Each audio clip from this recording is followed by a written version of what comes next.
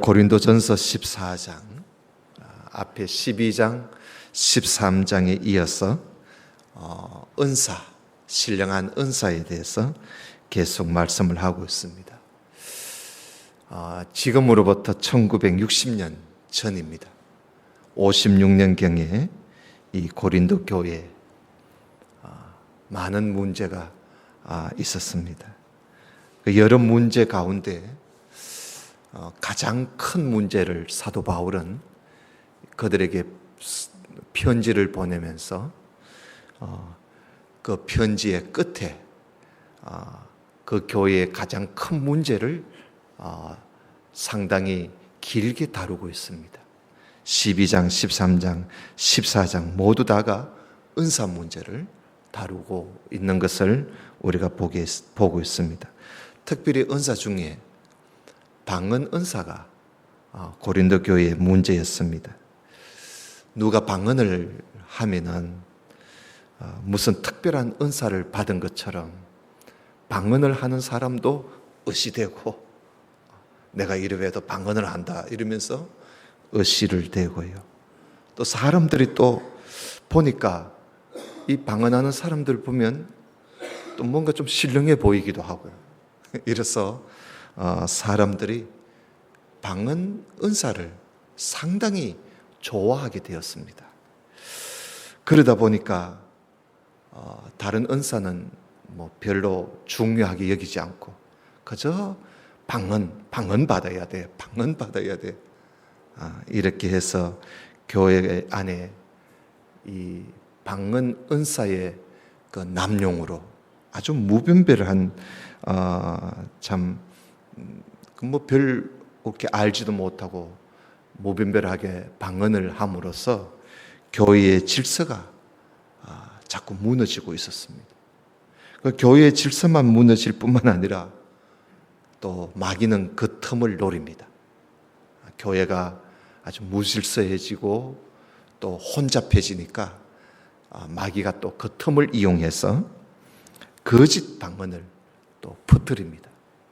거짓된 방언을 하게 해서 꼭 성령의 신령한 은사인 것처럼 이렇게 가장을 해서, 그래서 많은 고린도 교회 성도들로 하여금 속아 넘어가도록 그렇게 마귀가 귀신의 영을 풀어서 거짓 방언을 하게 했습니다.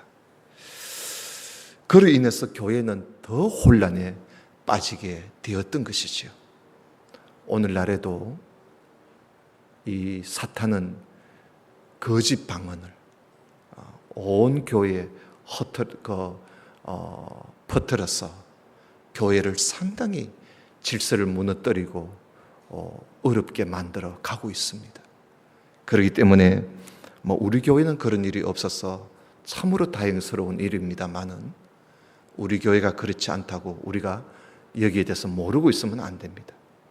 잘 알고 있어야 우리가 또 어떤 유혹에도 우리가 빠지지 않고 바른 믿음을 가지고 신앙생활을 할 수가 있습니다. 사도 바울은 12장, 우리 이미 살펴본 12장에서 이 은사는 여러 가지다, 여러 가지지만 한 성령, 한 하나님이 주신 것이다. 그래서 은사의 다양성과 그 은사의 통일성을 함께 말씀을 하고요. 그리고 우리가 또 살펴본 13장에서는 모든 은사를 우리가 가지고 은사 활용을 하지만 무엇보다도 사랑이 중요하다. 그래서 사랑이 있어야 한다. 어떤 은사라도 사랑이 있어야 된다. 그래서 사랑을 아주 강조하는 그런 13장을 우리가 봤습니다. 오늘 우리가 14장을 보는데, 14장에서는 좀 더 고린도 교회의 실제적인 문제를 드러내놓고 방언의 은사를 이제 다루면서 방언보다는 예언, 여기에서 예언은요, 무슨 장래 일을 이렇게 미리 알려주는 점쟁이처럼 장래 일을 미리 알려주는 그걸 말하는 게 아닙니다. 물론 예언이라 하면 그런 의미도 있지만 여기에서 말하는 예언은 하나님 말씀을 잘 알아서 그 말씀을 자세히 가르쳐 주는 것을 예언이라고 하는 것입니다. 그래서 방언보다도 그 예언이 훨씬 더 유익하다. 그래서 예언의 은사를 사모하라 하는 그런 말씀을 14장에서 하고 있습니다. 여러분, 우리 14장 1절에 보면 오늘 제목이기도 합니다. 사랑을 따라 구하라. 사랑을 따라 구하라. 이 구하라는 말은 추구하라는 말입니다. 기도하라는 것이 아니라 사랑을 따라 항상 쫓아 살아라. 사랑을 향해서 계속 그 사랑을 열망하라. 사랑을 가지도록 힘써라. 이런 의미입니다.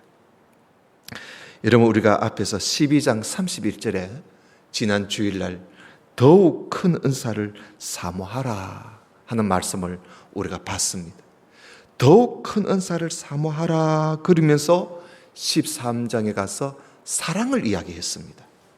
그래서 방언보다 더 우선적으로 우리가 간절히 구하고 간절히 추구해야 할 것은 바로 사랑이다. 사랑이다. 사랑을 따라 구하라 하는 그런 의미로 이렇게 말씀을 하고 있습니다. 1절을 다시 보겠습니다. 사랑을 따라 구하라. 신령한 것을 사모하되 특별히 예언을 하려고 해라. 그러니까 사도 바울은 방언의 은사보다는 우리가 그것보다 더 우리가 간절하게 열망을 해야 할 은사는 방언이 아니라 예언의 은사다. 예언의 은사다. 왜냐? 2절은 그 이유를 말하고 있습니다. 우리나라 성경에는 왜냐하면이라는 게 꼭 빠져 있습니다만은 원문에는 왜냐하면 하고 2절이 시작됩니다. 그래서 왜냐하면 방언을 말하는 자는 사람에게 하지 아니하고 하나님께 하나니 이는 알아듣는 자가 없고 그 영으로 비밀을 말한다. 그러니까 방언보다 예언이 더욱 큰 은사가 되는 이유가 뭐냐? 왜 예언이 방언보다 더 유익하냐? 그 이유는 물론 13장에서는 그 이유는 사랑이다. 그 이유를 말씀하고 있습니다. 교회의 덕을 세우는 데 있어서는 사랑이 있어야 교회에 덕을 끼친다. 덕을 세우기 때문에 그래서 사랑의 원리에서 볼 때 예언이 방언보다 훨씬 더 나은 그런 은사이다 하는 그런 말씀을 우리가 앞에서 봤습니다. 오늘 여기 2절에서는 방언을 하는 자는 하나님께 말하는 것이다. 이 말은 무슨 뜻이냐면요, 알아듣는 자가 없다는 말입니다. 방언을 하는 사람의 그 방언은 아무도 알아듣는 사람이 없습니다. 방언은 영으로 하는 말이어서 사람들 가운데 그것을 알아들을 수 있는 사람은 없다는 거예요. 그렇기 때문에 예언을 하려고, 방언보다도 예언을 하려고 힘써라. 그런 말씀을, 그러니까 방언보다 예언이 훨씬 더 낫다. 그런 말씀을 하고 있는 것입니다. 그래서 여기 3절에 보면 그러나 예언하는 자는 사람에게 말을 하는 거예요. 방언은 하나님께 말은 하면서 사람이 알아들을 수 없지만 예언은 사람에게 말하여 덕을 세우고 그리고 권면하고 안해하는 것이다. 그래서 여러분, 우리가 하나님 말씀을 잘 가르쳐서 사람들한테 알려주어서 그 사람으로 하여금 하나님 말씀을 잘 알아듣고 그 사람을 믿음에 든든히 세우는 그런 일이야말로 이게 얼마나 중요하냐 이거지. 방언은 그 일을 못 한다는 거예요. 그래서 예언하는 자, 그다음에 말씀을 전하는, 말씀을 받아 전하는 자라는 그런 뜻입니다. 그러니까 예언하는 사람의 대상은 사람이에요, 사람. 그죠? 설교하는 사람이, 하나님 말씀 가르치는 사람이 하나님 보고 말하는 거 아니잖아요. 사람에게 하는 겁니다. 그래서 예언하는 자가 사람에게 말한다는 말은, 예언은 방언하고는 다르게 사람들이 그걸 듣고 그리고 깨달을 수가 있는 그런 말로 하기 때문에, 그래서 방언보다는 예언이 훨씬 더 낫다. 교회의 덕을 세우는 면에 있어서는 훨씬 예언하기를 힘써라, 그런 말씀을 하고 있습니다. 여러분, 이 방언은요, 하나님께 대하여 영으로 말을 하기 때문에 그 사람들이 전혀 이해를 못합니다. 그러나 예언은 사람들이 그걸 듣고 이해를 할 수가 있기 때문에, 그래서 그걸 듣고 교회의 덕이 되고 유익이 되고, 또 우리가 때로는 위로도 받게 되고 은혜도 받게 되는 거예요. 그래서 방언보다 예언이 더욱 큰 은사이다 하는 그런 내용이죠. 그래서 4절 한번 봐요. 방언을 말하는 자는 자기의 덕을 세우고 예언하는 자는 교회의 덕을 세운다. 두 개 다 덕을 세우긴 세우지요. 방언도 덕을 세우고 예언도 덕을 세웁니다. 덕을 세우긴 세우지만은 방언을 말하는 사람은 자기의 덕을 세우는, 교회의 덕을 세우지 않습니다. 자기의 덕만 세우는 거예요. 여러분, 방언을 하는 사람이 왜 자기에게 덕이 되느냐? 뭐 뻔하죠. 우리가 이 방언을 함으로써 내가 성령을 모시고 있구나, 내가 성령을 모시고 있다는 사실을 자기 스스로 확신할 수가 있습니다. 방언을 하게 되면. 이것도 성령의 그 은사의 방언을 말하는 것이요. 귀신의 영으로 방언하는 것은 그건 엉터리고요. 엘렐렐렐렐렐레 하는 이건 다 엉터리예요. 여기서 말하는 방언은 글로세라 그래요. 헬라어로 글로세라는 말은 외국어를 말합니다. 외국어. 이 외국어는 우리 여기서 있는데, 제가 오늘 여기 서가지고 중국말로 여러분 설교를 한다면 여러분 아무도 못 알아듣습니다. 그죠? 제가 여기서 한국말을 하니까 여러분 알아듣잖아요. 이 글로세, 방언이라는 말은 지방 언어란 말이에요. 지방 언어. 그걸 줄여서 방언이라 그럽니다. 이 당시에는 로마 제국의 시대이기 때문에 로마 제국이 상당히 넓어요. 그래서 저 지방이 많지요. 그래서 이 언어가요 다 지방마다 다른 거예요. 지금 여러분 중국만 가도 그렇잖아요. 지방마다 언어가 다 달라요. 그 지방 언어를 방언이라 그러는 거예요. 방언. 근데 그 사람이 지방 언어 하는 사람이 엘렐렐렐렐 하고 못 알아듣게 하는 거 아니잖아요. 그 지방의 사람들이 다 알아듣습니다. 글로세라는 거예요. 글로세. 방언. 그래서 이 방언을 하게 되면 자기가 내가 성령을 받았구나, 이런 확신도 가질 수 있기 때문에 자기에게는 덕이 돼요. 자기에게는 덕이 되지만 여러분, 이 예언하는 것은요 자기에게 덕만 되는 것이 아니라 교회의 덕을 세웁니다. 교회. 그래서 이 사도 바울은 오늘 이 말씀에서 어떤 은사든지 간에 교회의 덕이 되어야 된다. 교회에 유익함을 줘야 된다는 거예요. 교회를 질서를 무너뜨리거나 교회를 혼잡하게 하는 것은 절대로 그것은 성령의 은사가 아니라는 것입니다.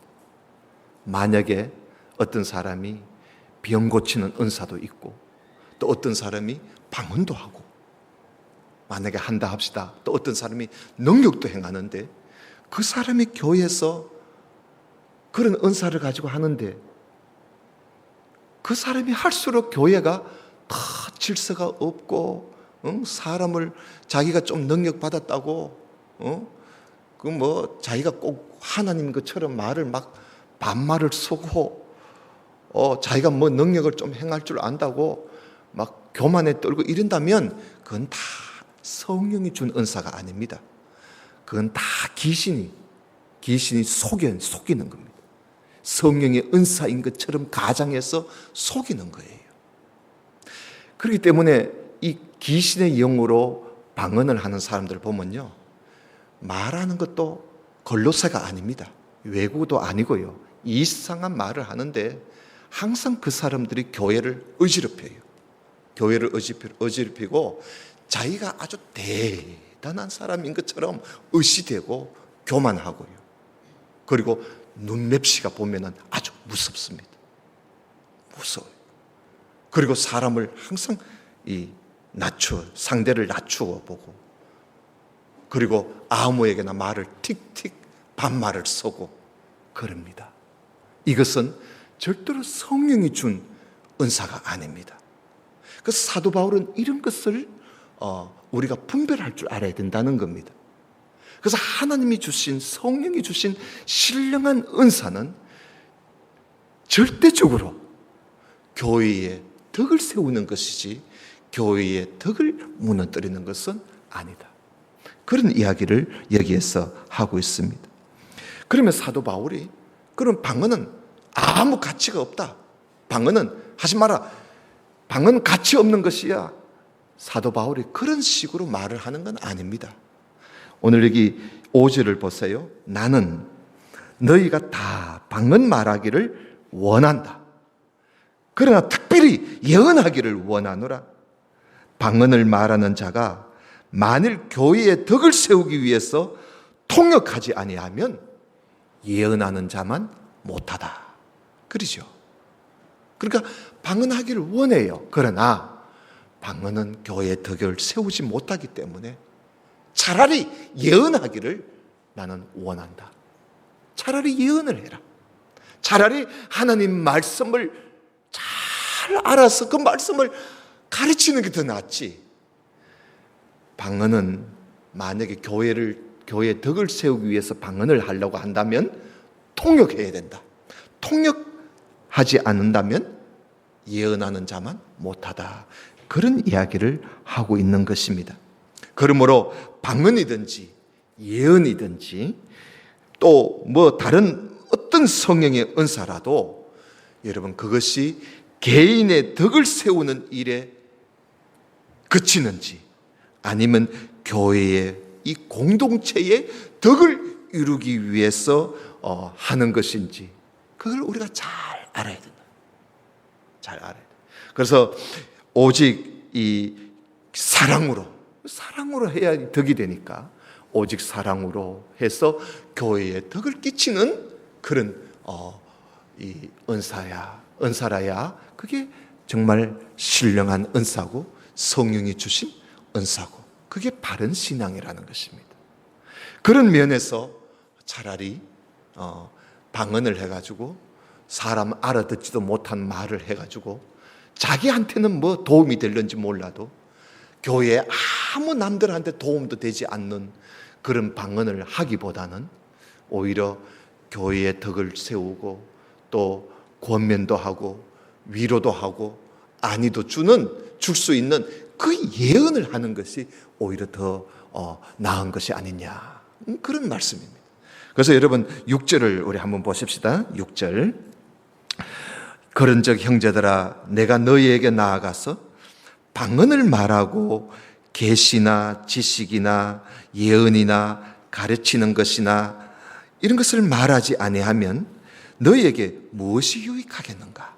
만약에 바울이 말이요 가서 방언만 하고 온다면, 다른 거 아무 말도 없고 방언한다면 그 바울의 말을 듣는 사람들은 무슨 유익이 있겠느냐?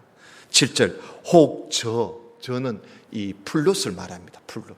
이 악기, 저나 검은거와 같이 생명 없는 것이 소리를 낼 때에 그 음의 분별을 내지 아니하면 저 사람이 플러스를 부는 것인지 검은고를 타는 것인지 어찌 알 수가 있겠는가? 만일 나팔이 분명치 못한 소리를 내면 누가 전쟁을 예비하겠는가? 이와 같이 너희도 혀로서 알아듣기 쉬운 말을 하지 아니하면 그 말하는 것을 어찌 알 수가 있겠는가?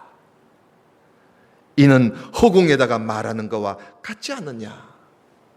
세상에는 소리의 종류가 많이 있지만 뜻없는 소리는 없다. 다 뜻이 있다. 그러므로 내가 그 소리의 뜻을 알지 못하면 내가 말하는 자에게 형편도 없는 야만인이 될 수밖에 없고, 그리고 말하는 자도 나에게는 야만인이 될 수밖에 없다. 문명인이 될 수 없다는 거예요. 그러면 너희도 신령한 것을 사모하는 자인즉 교회의 덕 세우기를 위해서 가장 풍성하기를 구해라.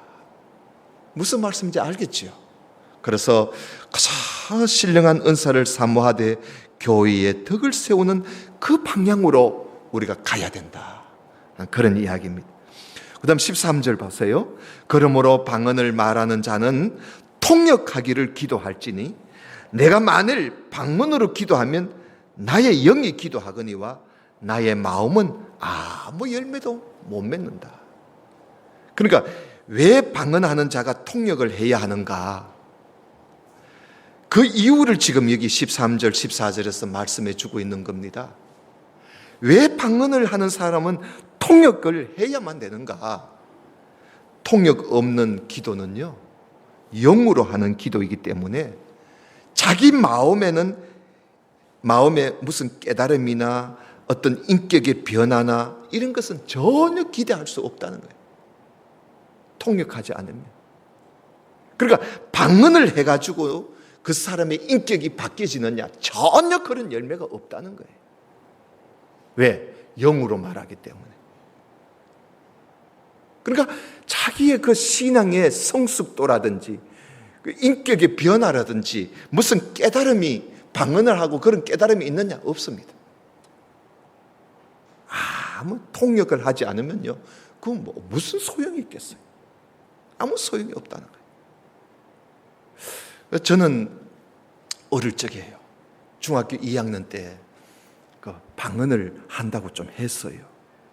그 왜냐하면 내가 이 부흥회 갔다가 마지막 날 이 철화를 많이 하거든요. 그날 겨울이었어요. 톱밥 난로를 피워놓고 난로 앞에 이래 불을 쬐고 있는데 제 앞에 제 친구가 뭐 알랄랄랄랄 하고 해가 꼬부러지는 소리를 막 기도하는데 막 하더라고요. 아이고 얼마나 부럽던지. 제가 부러웠어요. 그래서 저도 막 강대성 앞에 가서 꿀에 앉아서 엎드렸지요. 하나님 방언 달라고. 방언 달라고. 아무것도 모르면서 그저 방언 달라고. 그 해 꼬부러지는 게 그게 참 아주 신기하고 신령해 보이고 좋더라고요. 그래서 막 해도 잘 안 되는 거야. 그래서 어떻게 해보려고, 그래서 할렐루야 아멘 할렐루야 아멘을 자꾸 빠르게 해봤어요. 할렐루야 아멘 할렐루야 아멘 할렐랄랄랄랄랄 하는 거야. 아이고 나중에 알랄라가 되는 거예요. 알랄라가 됐어요. 그래서 막 2시간 동안 알랄랄랄랄라 하는데 2시간을 했는데요, 뭐 20분 한 것처럼 아주 가볍게 2시간 동안 꿀이 없어서 눈물 콧물 흘러가면서 내가 뭘 하는지를 몰라. 가서 알랄랄랄랄랄랄랄라 하는데요, 해가 꼬부러지는데 나중에는 찬송을 불러도 해가 꼬부러지고 이상해지는 거예요, 사람이. 그런데 저한테는 아무 도움이 안 돼요. 내가 그걸 알아야 뭘 되지요. 그래서 이건 아니다. 그래서 제가 한참 좀 하다가 그거 제가 하나님 이거 저 아무 필요 없습니다. 그 하나님 가져가세요. 저 이거 아무 필요가 없습니다, 이거. 그래서 제가 자연스럽게 없어져 버렸어요. 근데 알고 보니까 사실 성령이 준 방언인지 귀신이 주는 방언인지 제가 분간이 안 가요.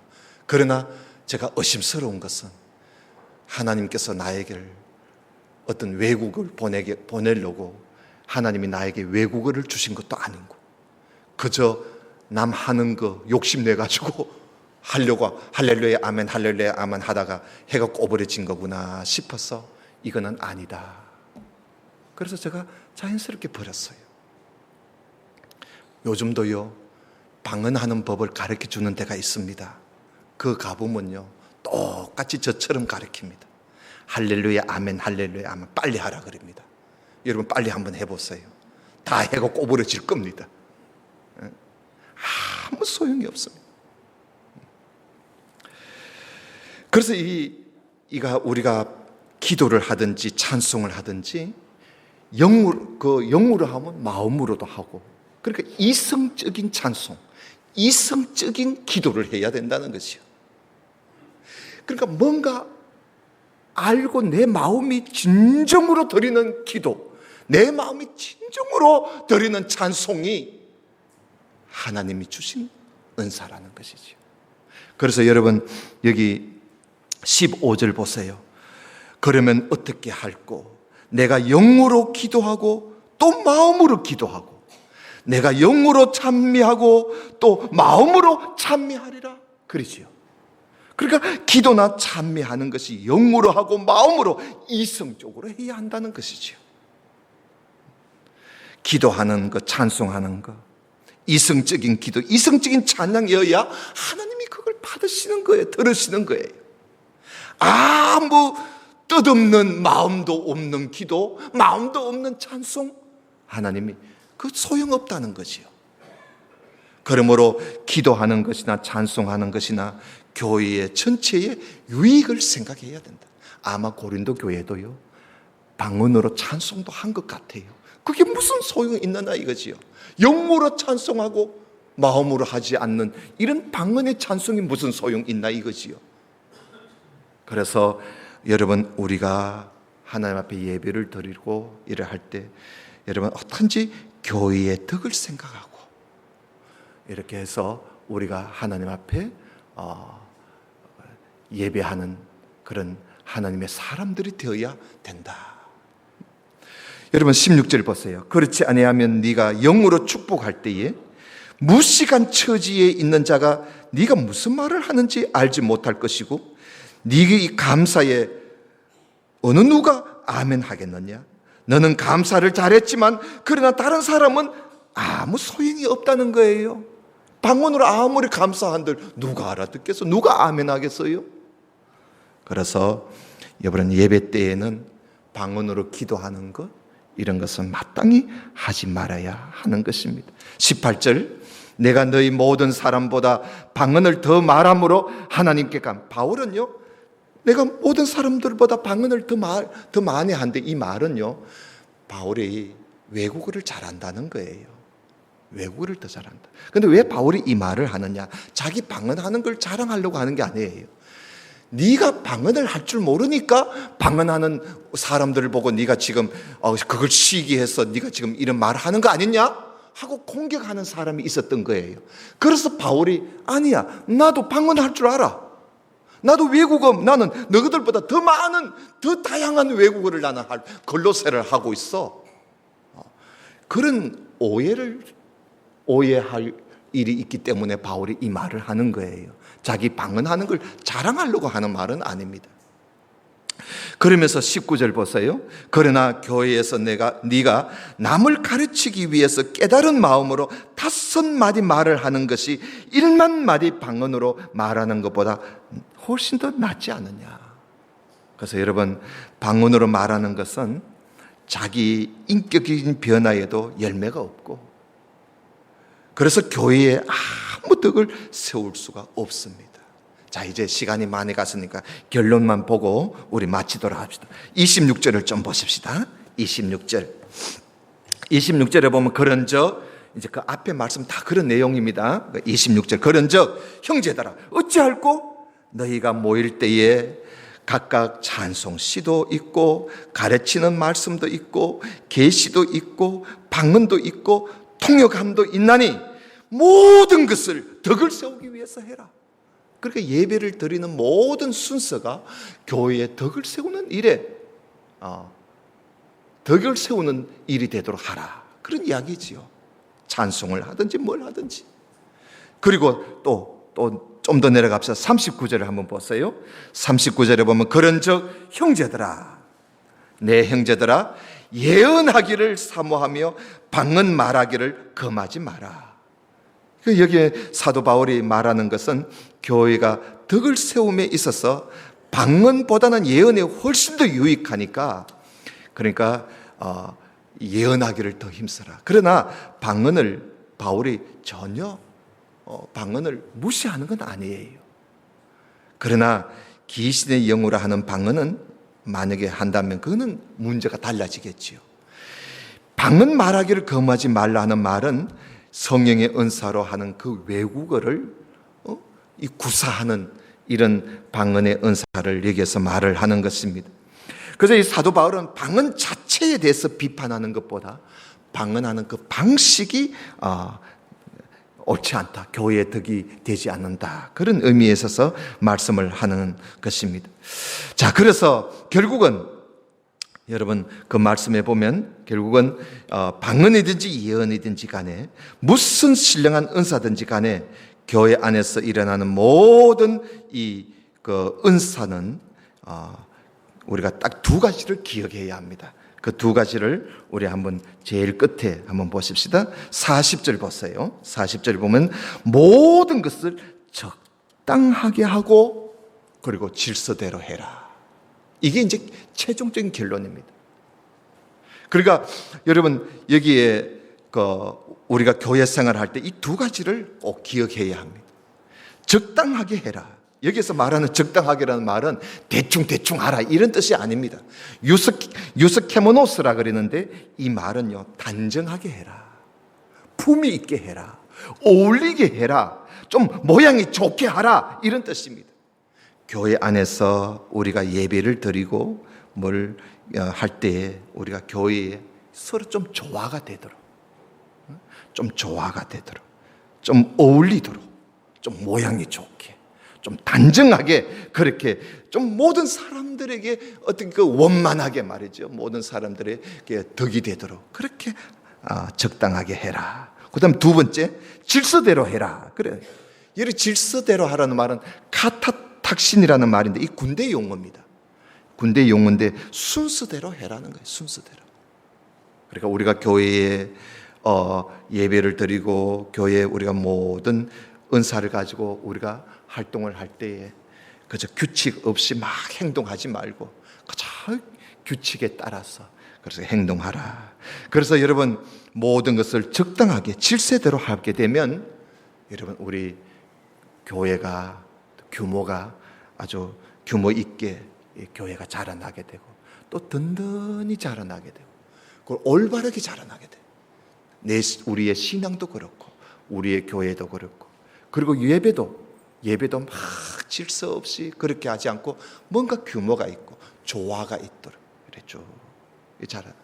여러분 우리 교회에 오늘 또 저 대구에서 오신 어떤 부부가 있었어요. 저한테 인사를 하고 갔는데 뭐 또 대구에서 신앙생활 하다가 이 청도 앞으로 살겠다 하고 좋은 목사님, 제가 죄송합니다만 어떻게 말씀을 좀 배우고 싶은 목사님 이런 물어보니까 제 이야기를 해서 그래서 여기 찾아왔다고 오늘 그런 이야기를 해요. 이런 분들이 이리 와서 이렇게 예배 드리는 모습을 보고 가거든요. 예배 드리는 모습과 또 목사님의 메시지를 보고 이들이 보고 이제 교회 결정을 하는 거예요. 그래서 우리가 모두 다가 이렇게 예배를 드릴 때 찬송하고 말씀 전하고 또 우리가 여기서 헌금도 하고 이런 모든 걸 교회 순서마다 이렇게 할 때에 뭔가 규모가 있고 질서가 있고 그리고 아주 어울리게 조화 있게 단정하게 그렇게 행하고 품위가 있어야 돼요. 오늘날 교회가요 너무 품위를 잃어버렸어요. 우리 그리스도인들은 좀 품위가, 예수 믿는 사람의 품위가 있어요. 교회의 품위가 있어야 돼요. 이렇게 하면 우리가 참 이런 모습들이 우리가 사방에 또 소문이 나고 이러면 하나님 앞에 우리 교회가 더 든든히 서가게 될 것입니다. 아마 그분이 다음에 저하고 좀 상담을 좀 하겠다 하는 것 보니까 마음에 좀 많이 와 닿은 것 같아요. 그래서 여러분, 그런 또 우리가 모두 다가 저 혼자 하는 것이 아니라 우리 모두 다가 이런 참 예배를 드릴 때도 적당하게 그리고 질서 있게 해나간다면 하나님 보시기에, 사람 보시기에 더 아름다운 교회가 될 줄로 믿습니다. 다 같이 기도드립시다. 하나님 아버지, 참으로 감사합니다. 오늘 말씀을 우리가 함께 보면서 하나님께서 주신 은사, 여러 은사 다양하게 우리에게 각 사람마다 하나님 뜻대로 각자에게 은사를 주셨는데, 하나님께로부터 받은 이 은사를 가지고 우리가 행할 때에 적당하게, 단정하게, 품위 있게, 조화가 되게 은사를 가지고 일하는 우리 모두가 되게 하옵시고, 또 질서 있게 해서, 그래서 우리 자신과 우리 교회 공동체와 또 우리가 드리는 예배마다 하나님 보시기에 참 아름다운 그런 참 우리의 모습으로 하나님 앞에 영광 돌리는 우리 교회 모든 성도들이 되도록 하나님 복을 내려 주옵시고, 오늘까지 주님의 은혜로 우리가 이곳까지, 이 시간까지 오게 되었는데, 앞으로도 우리가 계속적으로 적당하게 하고 질서 있게 해서 아름다운 교회로 하나님 앞에 영광 돌리는 우리 모든 성도들이 되도록 복을 내려 주시옵소서. 예수님 이름으로 기도드리옵나이다. 아멘.